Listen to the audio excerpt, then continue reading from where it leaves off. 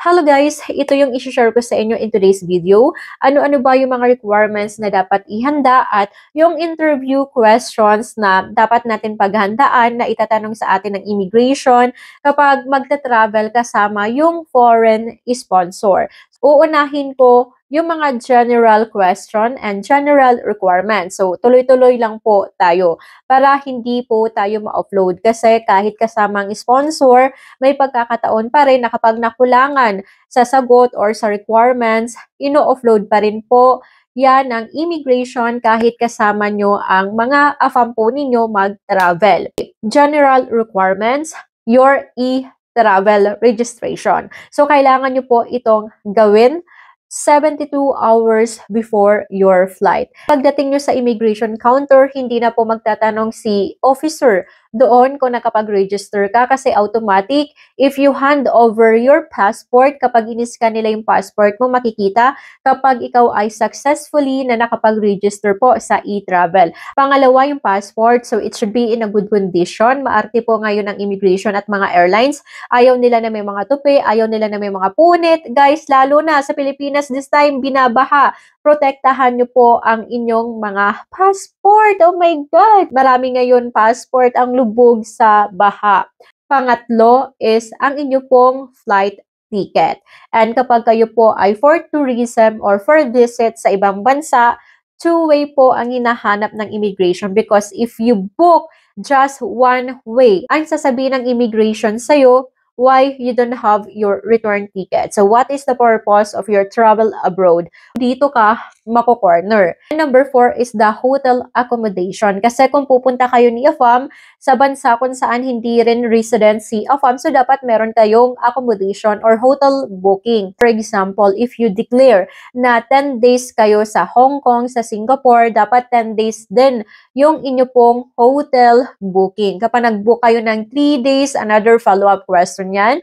For example, if the rest of your vacation, saan kayo mag-i-stay. Kasi yung iba, sa Singapore, tapos mag-cross country sa Thailand, ganyan. So, palipat-lipat sila ng hotel. But the immigration naman, they just want supporting documents from you. So, if you don't yet book your ticket, just communicate well with the immigration officer and they will let you pass.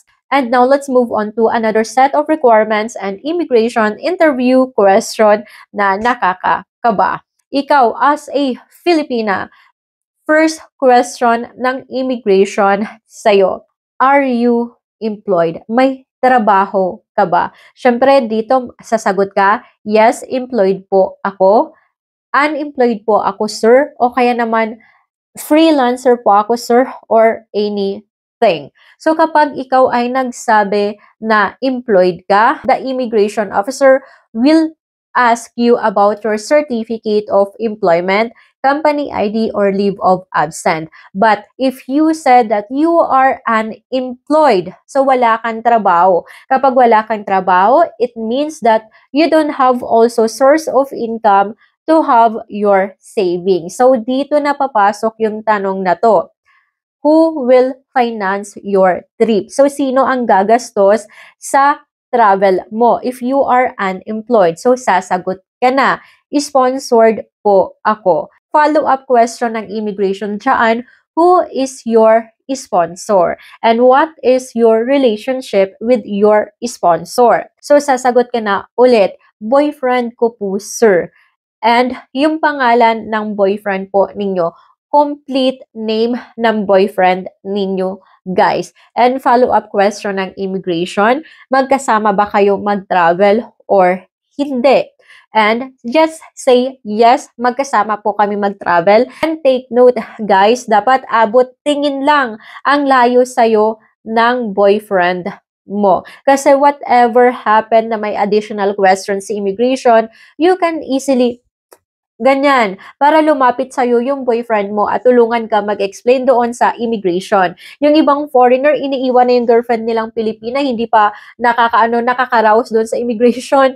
Ayan, ang layo na nung boyfriend na foreigner. So sabihin nyo, antayin mo ako doon, huwag kang maglalayo agad hindi ako approved sa immigration. Yun yung ginagawa namin ng AFAM ko before, ng husband ko. Hinihintay niya ako na matapos ako sa immigration bago siya tuluyan lumayo at kung saan-saan pumunta.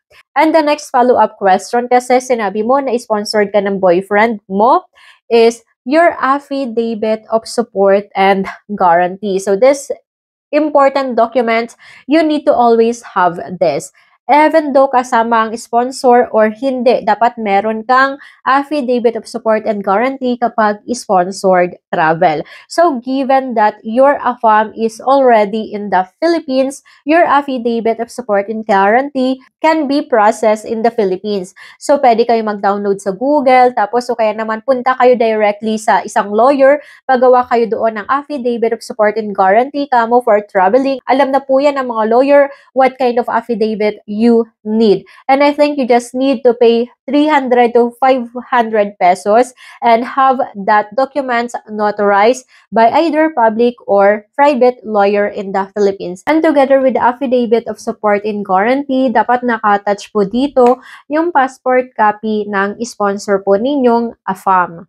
And yan po yung ipipresent nyo sa immigration. So, invitation letter is not needed kasi kasama mo na yung AFAM mo mag-travel. The next follow-up question by the immigration, kung talagang mahigpit po yung officer na ano sa'yo, na tapat sa'yo, can you show me any proof of your relationship? So, dito na papasok yung mga screenshot ng mga pictures ninyo o kaya naman mga messages po ninyo. So, because some officer talaga, kinikilatis nila kung kilala mo ba talaga yung ano po ninyo, yung sinasabi nyo pong boyfriend. Kasi yung iba mapagpanggap na boyfriend nila yung kasama mag-travel but at the end pala, hindi.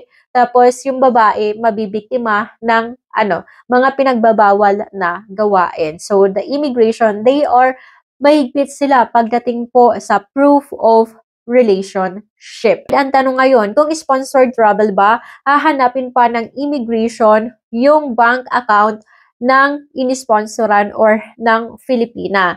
The answer is hindi na po yan hahanapin pa ng immigration kasi considered nga na you are unemployed, no savings, and sponsored ka.